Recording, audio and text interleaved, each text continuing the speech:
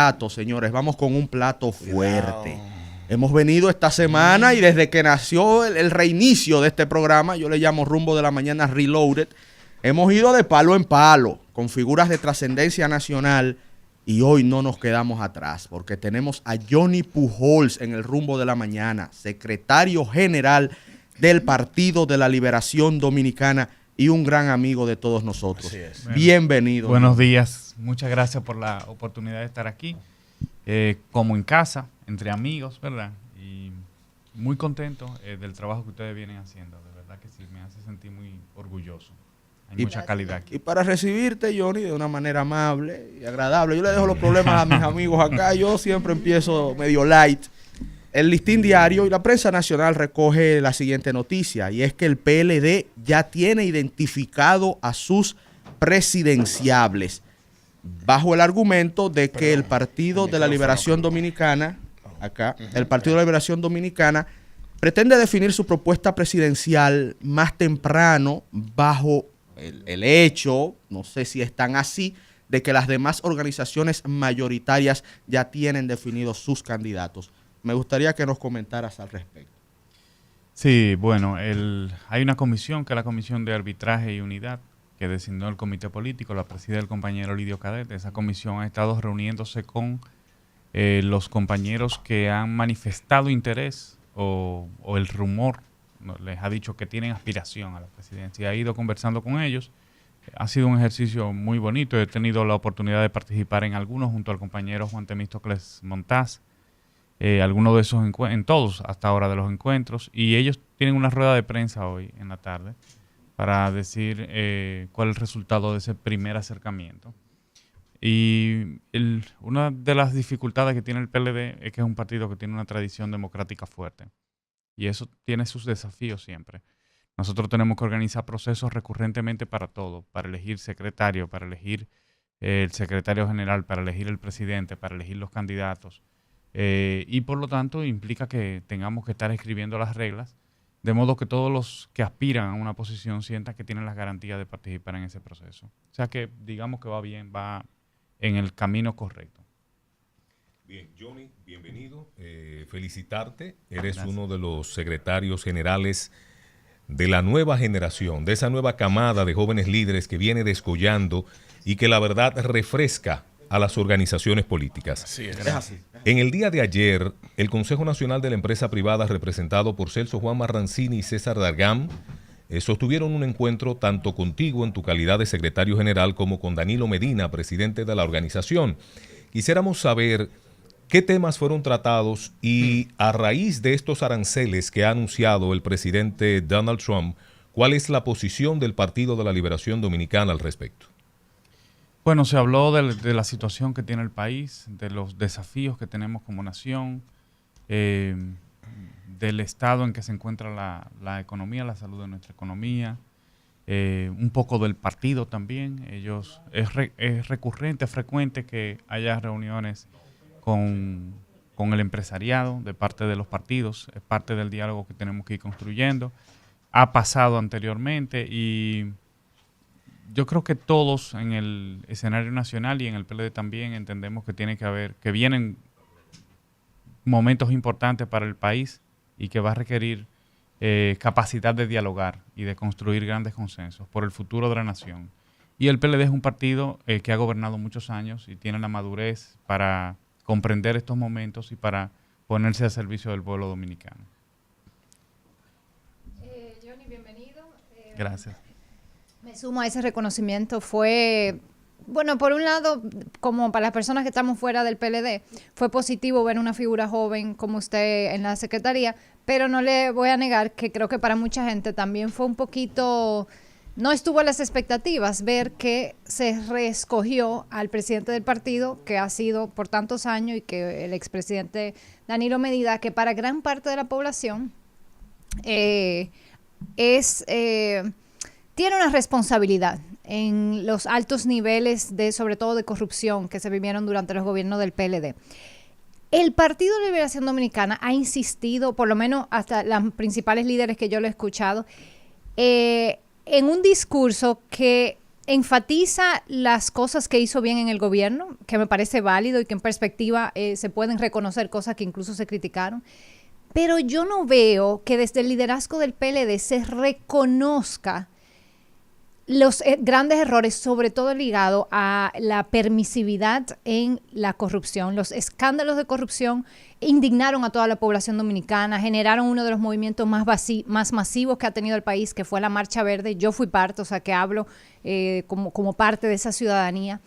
Y sin embargo, a mí a veces me duele, yo diría, óyeme, si el PLD reconociera que falló en eso, falló en no garantizar un mayor control, una como ciudadana hasta simpatizara más con el PLD. Sin embargo, yo veo que el discurso es insistir en que todo se trató de una campaña, que fue un montaje, y sabemos la realidad. En todos los movimientos sociales, los grupos que políticamente le interesa se van a montar, como ha pasado ahora con el tema de la migración. Hay grupos que se están montando, pero no quita que hubo un sentimiento genuino de la población y que hubo casos de escándalos reales, porque la admisión que hizo, por ejemplo, la empresa Odebrecht fue una admisión en el marco de un juicio y de un tribunal en los Estados Unidos. Entonces también hubo pruebas que no se tradujeron en sanciones. Entonces, en ese sentido, Johnny, no debe el PLD, o sea, ¿cuál es su visión? ¿No debería el PLD reconocer para poder entonces generar la confianza de que en un posible próximo mandato haría algo al respecto? Porque mientras tú no reconoces, tú dices, si no hubo problema, yo voy a hacer lo mismo. ¿Cuál es su visión al respecto? Bueno, yo creo que, primero, ninguna obra humana es perfecta. Yo creo que el PLD hizo muchos aportes y definitivamente pudimos haber hecho otras cosas. O sea, hay cosas que fueron incompletas. Tal vez pudimos haber sido más rudo, más duro en muchos temas. De modo que siempre hay un espacio para reconocer que hay oportunidades de mejorar, de corregir, de enderezar. Y eso es importante. Nosotros hicimos también muchos aportes en términos de la institucionalidad y la transparencia del país. Nosotros tenemos que reconocer de dónde venimos como país para entender en qué momento nos situábamos cuando comenzó todo ese movimiento que tú mencionas de la Marcha Verde y del que fuiste genuinamente parte y desinteresadamente parte. Pero no podemos decir lo mismo de todos los que estaban ahí, ni de la agenda que se movió en parte detrás de eso. Hay mucha gente y había un sentimiento genuino de la población. Hubo muchos cimarrones también. Pero claro que sí. Entonces, bueno, nosotros en el año 2000, antes del año 2006, ni siquiera teníamos ley de compra. O sea, en el Estado se compraba como si fuera un colmado. Eso fue un avance que se logró en los gobiernos del PLD.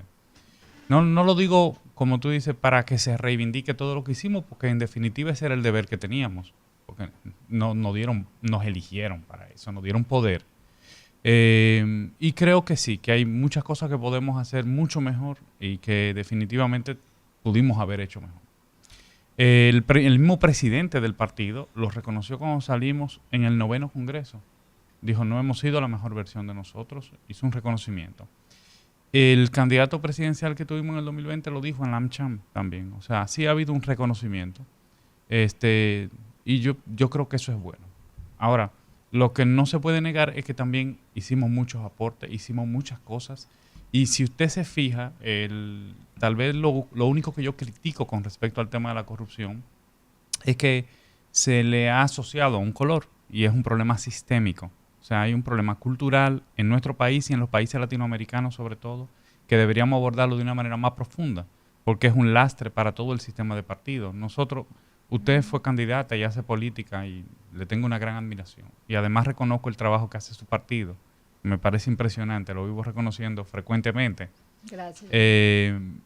Muy bonito además, muy creativo. Pero todos nosotros tenemos el clientelismo de frente. El clientelismo es un problema para la generación nuestra y para todo el que quiera hacer política de manera digna. Y es algo que tenemos que enfrentar. Y es primo hermano de la corrupción, andan por ahí juntos, igual que el transfugismo. Entonces, deberíamos sentar un día a abordar con profundidad todos estos temas como sociedad. Johnny, a propósito de corrupción y de transparencia, el Congreso se aboca ya a escoger una nueva Cámara de Cuentas. El bloque de diputados del PLD se retiró al momento donde se estaban escogiendo y ponderando unos perfiles que había presentado la bancada del Partido Revolucionario Moderno. Queremos conocer tu opinión sobre la razón de del retiro del bloque de diputados del PLD y tu posición la posición del PLD frente a la nueva Cámara de Cuentas.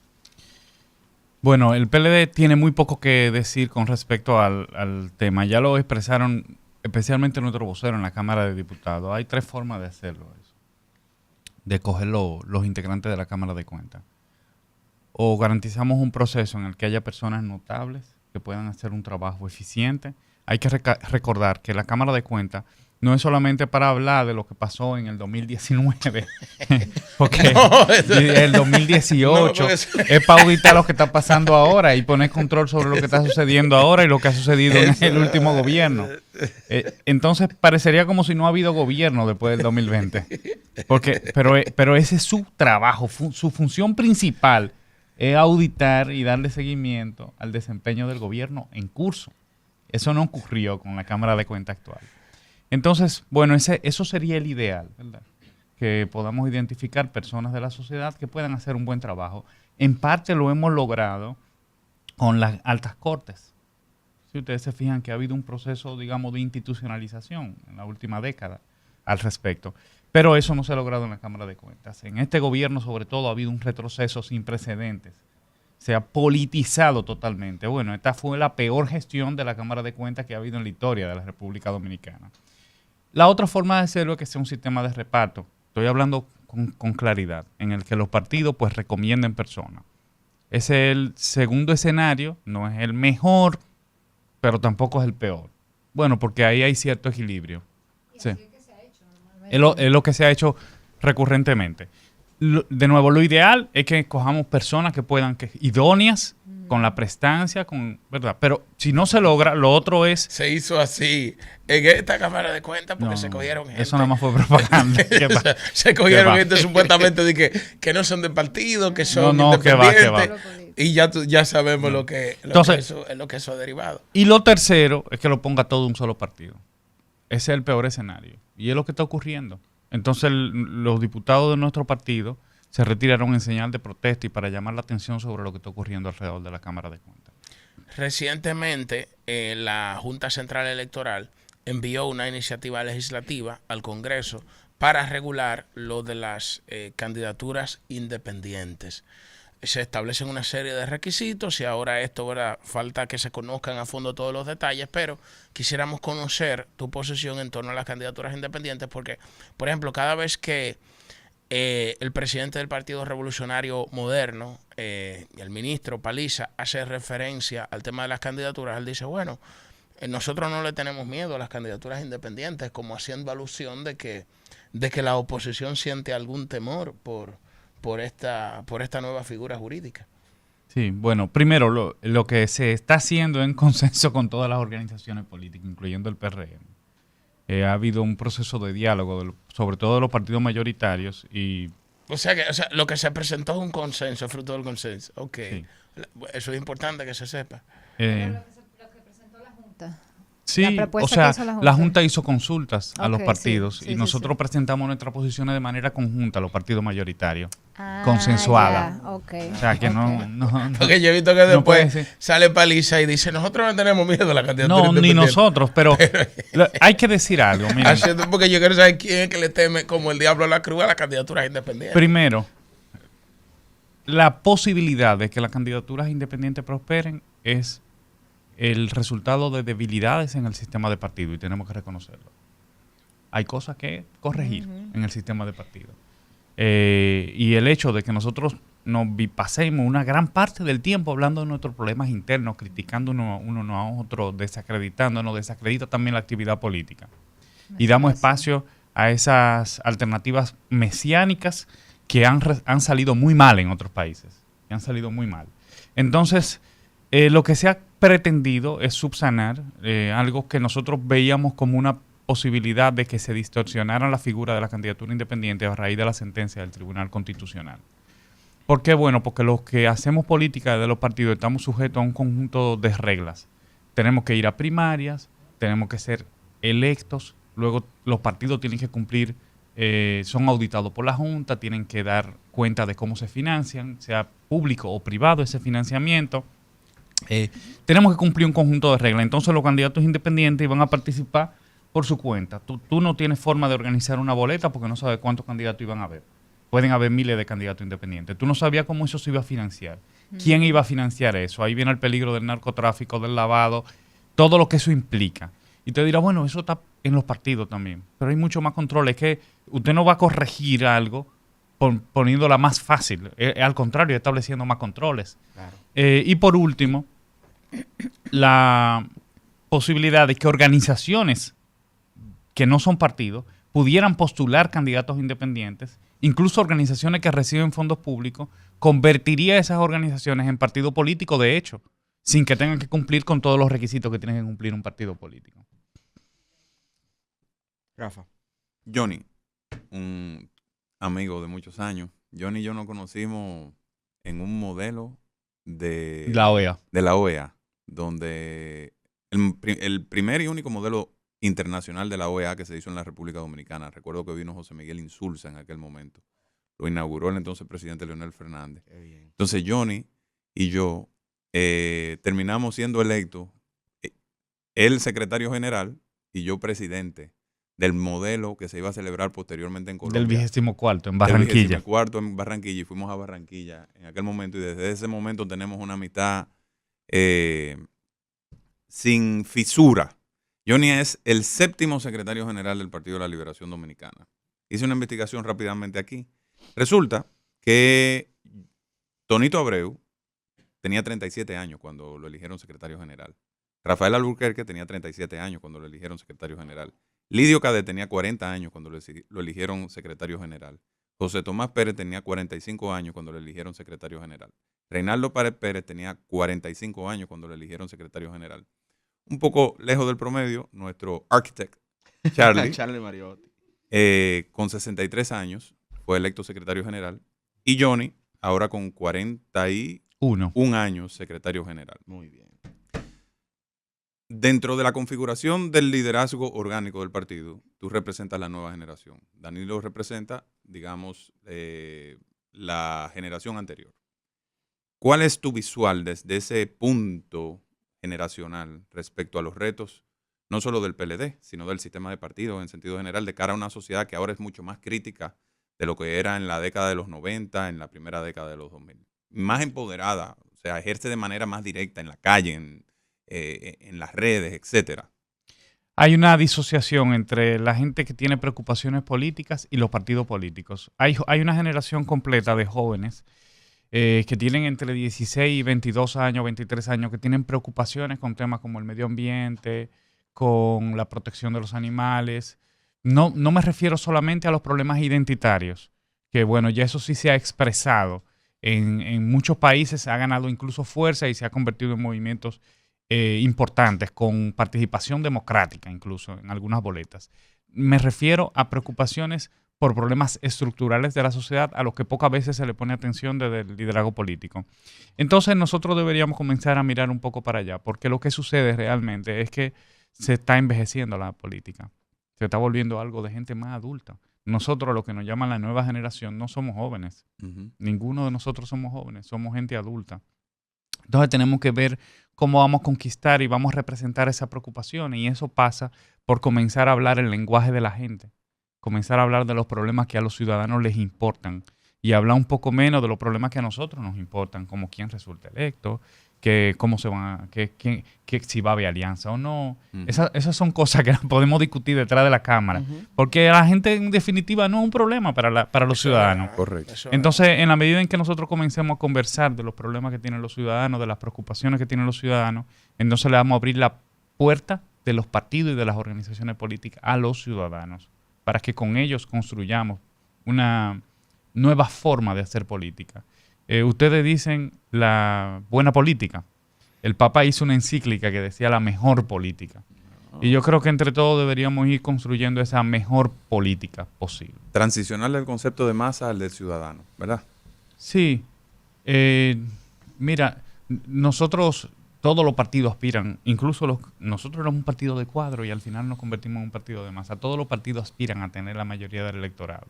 Yo creo que es parte del trabajo que se hace. Claro. Yo no critico la masificación, pero yo creo que la militancia política tiene que recibir formación para convertirse en dirigente. porque si no caemos en populismo, caemos en muchas distorsiones Claro. que no le hacen bien ni al partido en el que uno milita ni al sistema de partido en definitiva. Muy bien. Johnny, luego de las elecciones del año 2024, el Partido de la Liberación Dominicana está arreglando la casa. Ha realizado sus certámenes internos para la elección de nuevas autoridades, los miembros al comité político, la Secretaría General, la Presidencia, Comité Central. Ahora, dentro de la lógica político-electoral que nos espera, se está preparando y da los aprestos para el proceso de selección del candidato presidencial. Hay varias figuras que despuntan: Francisco Javier García, Abel Martínez Durán, se mencionan otros nombres, está el caso de Ariel Jiménez, no recuerdo los otros. Te pregunto, ¿cómo van los trabajos de la Comisión de Arbitraje y de Unidad que ha conformado el PLD para ir, digamos que, allegándose Claro, y evitar una a nueva las división. diferentes figuras que tienen tendencia de aspirar a la candidatura presidencial, para evitar estos lógicos choques dialécticos que muchas veces se van de la mano y que pueden afectar la imagen del partido y su fortaleza? La primera parte del trabajo de la comisión ha sido escuchar a los aspirantes y a partir de ahí ir construyendo un camino por el que podemos transitar todos. Lo más importante, lo más preciado que tiene el partido es unidad y por lo tanto es un mandato, un deber de toda la militancia, de la membresía del partido, pero especialmente de la dirección, conservar esa unidad. No es una tarea fácil porque vivimos en una sociedad fragmentada y eso se expresa dentro de los partidos políticos en el que cada quien siente que tiene su propio feudo y que lo importante es lo que él está construyendo y nos olvidamos de lo fuerte que somos cuando reconocemos que todos somos importantes y que además somos necesarios para ganar, para construir una mayoría se necesita a todos los compañeros que tenemos cerca y nos falta gente todavía, nos faltaría gente, o sea que no hay espacio para dividir, no hay espacio, nosotros tenemos que ir construyendo esa unidad y la comisión ha ido haciendo ese trabajo y yo creo que existe la madurez en el partido porque nosotros ya hemos hecho esto varias veces, hemos tenido la capacidad de ponernos de acuerdo, de conversar, de consensuar y de encontrar el camino que nos permita regresar al poder, pero sobre todo, como te decía hace un ratito, hablar el lenguaje de los ciudadanos. Johnny, eso de hablar el lenguaje de los ciudadanos a mí me llama la atención porque uno está viendo, por lo menos en las encuestas que se publican con cierta frecuencia, que hay una efervescencia en el electorado por las nuevas generaciones. Eso se expresó incluso en tu escogencia como secretario general, porque el país lo ha valorado de manera muy positiva. El PLD logró una transición compleja porque escogen al presidente Medina como presidente del PLD, dada su experiencia, ¿verdad?, fundador de ese partido, y tú como secretario general que representas una nueva generación. Ahí se logró, diríamos, una sinergia de lo nuevo y lo viejo. No le quiero decir lo viejo, pero como la madurez, la experiencia y la nueva generación se logró ahí. Ahora, de cara al electorado y de cara a la sociedad, el PLD tiene que definir bien el perfil que le va a presentar. Porque los dos últimos perfiles, tanto el de Abel Martínez como el de Gonzalo Castillo, y esto es una apreciación personal, y es subjetiva por supuesto, pero es personal, no han sido, diríamos, como los perfiles tradicionales que el PLD le había presentado a la sociedad dominicana, gente que tiene condiciones para articular un buen discurso, para defender un problema, que conocen la causa de los problemas sociales. De hecho, eso era una escuela de formación política, donde lo que caracterizaba a un PLDista era el dominio de los problemas nacionales. Ese fue el atractivo que tradicionalmente vio el electorado en el Partido de la Liberación Dominicana. Entonces, que se ha planteado, se ha analizado, se ha hecho una autocrítica sin tener que mencionar nombres, porque sé que por tu condición y tu equilibrio no lo harás, pero se ha analizado esto a lo interno del PLD. Sí, tanto en el 2020 como en el 2024, en el marco del Congreso, hay una etapa, que es la etapa de evaluación, en el que los compañeros, especialmente los dirigentes medios del partido, porque el Comité Central pues lo puede hacer de otra manera, pero es el único espacio donde tú puedes escuchar a la dirigencia media, que es la que está en el territorio y entonces hacen la crítica y pueden ser muy duros con la crítica. Tanto en el 2020 como en el 2024 se hizo. Ahora, Mira, nosotros hace muchos años, tú hablabas de cómo eran las cosas antes. Nosotros hemos asistido a un proceso de judicialización de la política. No me refiero a los casos que andan en los medios de comunicación. Me refiero al hecho de que la capacidad de dialogar, de ponernos de acuerdo, se ha reducido mucho. Y cualquier diferencia entre miembros de un partido político se resuelve en un tribunal. O sea, alguien va y dice, no, espérate, yo tengo un derecho, y judicializa el tema y ya, tú estás sujeto a lo que decide ese tribunal. ¿Me lo dice o me lo pregunto? Sí. Pero tú fuiste víctima de eso. Rafael Paz fue víctima de eso. Entonces, ¿qué pasa? Que hace 30 años... Es verdad, es No. verdad. Hace Sí, tre- es verdad. No, pero Tienes parece... razón. Lo que yo le voy a decir... Y lo peor, yo no tenía nada que ver con el tema. Nosotros siempre pensamos que la historia tiene un carácter progresivo, es decir, que vamos mejorando en el tiempo. Pero no siempre ha sido así. Ha habido momentos de retroceso Sí. en muchas sociedades. Yo no quiero hacer una valoración sobre si como estamos ahora es mejor, me refiero al sistema de partido, o como se hacía antes era mejor. Siempre que tomamos una decisión, viene con cosas positivas y con cosas negativas, y hay que ser muy equilibrado. Por eso el tema de las candidaturas independientes. Que de nuevo, yo no estoy en contra de que existan, pero tienen que estar reguladas. ¿Qué pasaba antes? Que cuando los partidos escogían los candidatos, era por lista. Miren la situación que tenemos ahora con el método de ON. Hay críticas que hay que considerarlas con respecto a la forma como escogemos el Congreso. Yo comprendo las ventajas que trae el método de ON, que para garantizar la participación de los partidos, que no haya un solo partido que pueda ganar todos los escaños, porque es el otro peligro si usted lo quita. Pero ¿cómo era antes? Antes era por listas. Y bueno, Claro, y eso ¿cuál se combatió ¿cuál mucho. era la distorsión que se generaba? Que los partidos, a veces, alguien que ganaba democráticamente una posición, las direcciones de los partidos se lo quitaban esa posición por alianza o por cualquier otra razón. En el mejor de los casos, por alianza. Claro. Se la quitaban y entonces... ¿Qué pasó? Bueno, nosotros nos fuimos con el voto... Primero, establecimos las primarias y luego nos fuimos con el voto preferencial, eliminamos las listas. ¿Y cuál fue el resultado de eso? Pérdida de calidad. Ese fue el primer ejemplo. Claro que era más democrático, pero usted no tenía la misma calidad que tenía antes en los consejos de regidores No, pero, o en el Congreso. perdón, Johnny, otro problema.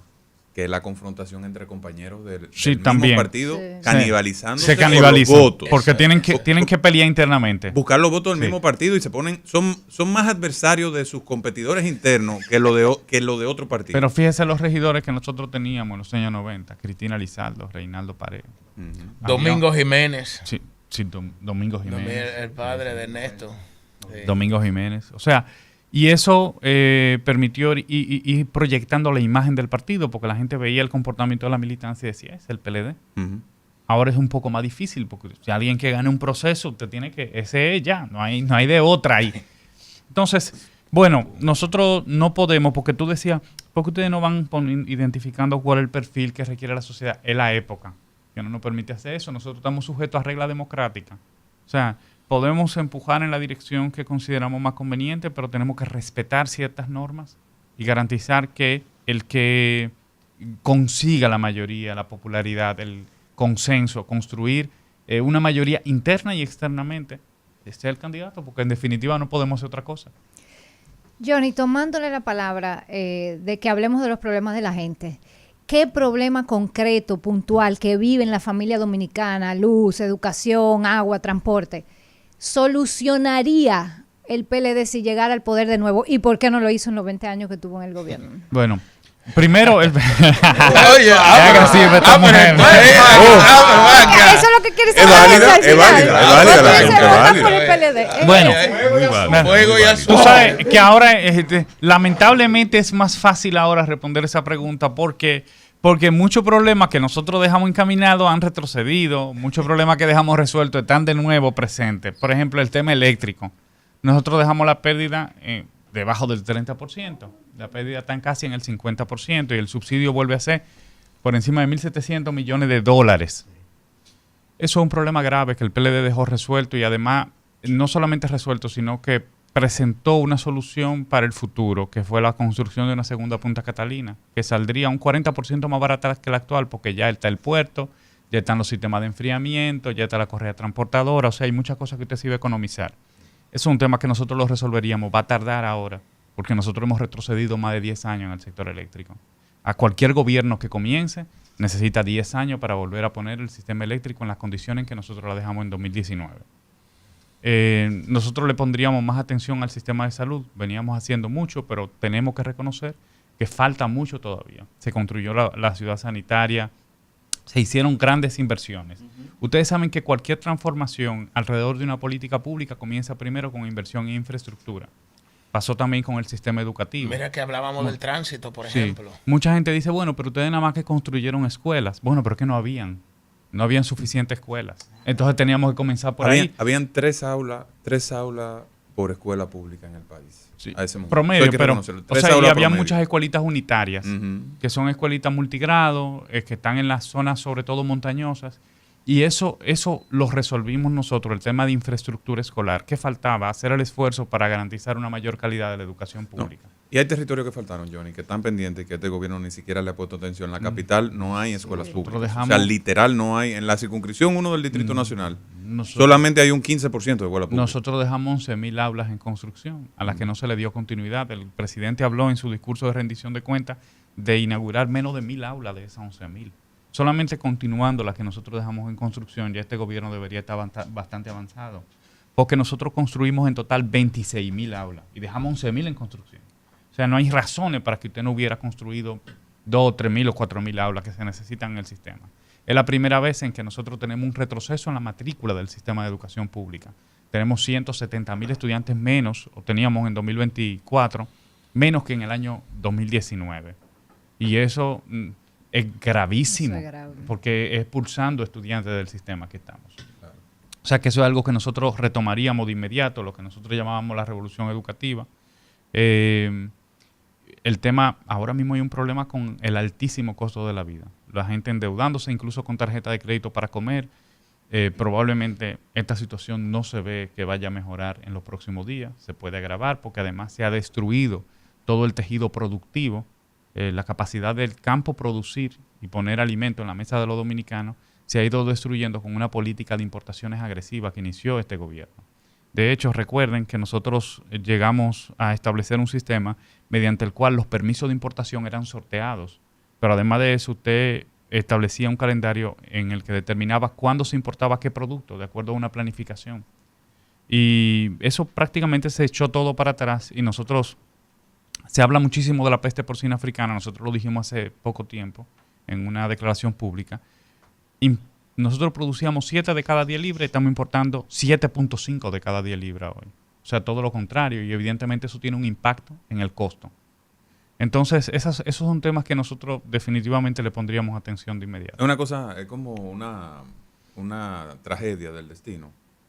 Hipólito Mejía saltó a la fama por haber combatido la fiebre porcina africana en el gobierno de Guzmán, pero el pupilo de Hipólito será recordado en la historia por haber reintroducido o permitido que la fiebre porcina se apodere de la República Dominicana. Johnny, ¿algún nivel ¿Cómo de es acercamiento eso? con la fuerza del pueblo? ¿Cómo están esas relaciones? A sabiendas Pupilo de Hipólito. de que Ah, ambos Limber. partidos, Sí, sí. PLD, Pensé que Fuerza era del Limber. Pueblo, tienen un origen bochista ambos. Y hasta hace unos 5 o 6 años eran uno solo. ¿Cómo van esas relaciones? ¿Y ves a futuro algún nivel de entendimiento que pudiera unificar boletas? Sí, hay conversaciones, por ejemplo, con este tema de las candidaturas independientes hubo diálogo con la Fuerza del Pueblo para caminar en la misma dirección, que fuera la conveniente para el país también. Y bueno, tenemos buenas relaciones, tenemos conciencia de que somos partidos opositores. Es importante que no nos canibalicemos, es muy importante eso. A veces se cae en esa tentación dentro de las organizaciones porque la militancia empuja a veces en esa dirección. Tenemos que reconocer también que son partidos diferentes y que por lo tanto tenemos nuestras propias metas electorales. Eso hay que comprenderlo. Pero siempre hay espacio para tratarse con respeto. Y no solamente con la Fuerza del Pueblo, sino con otras organizaciones políticas opositoras con las que tenemos que ir construyendo consenso y tener esa mirada amplia de que todas las organizaciones, sin importar su tamaño, que están en la oposición, en el espectro opositor, son importantes y son valiosos para construir una alternativa en nuestro país. Muchísimas gracias, Johnny. A ustedes. Johnny. Una estrella. Una superestrella de la Amigo política Una estrella. nacional y digno representante de nuestra generación. Salió a camino con la pregunta de Virginia con el Sí. trabajo. Pregunta, eso fue un bombazo que mandó Virginia. Y gracias, Johnny. Sigan con el rumbo de la mañana, que ahora es que falta mambo.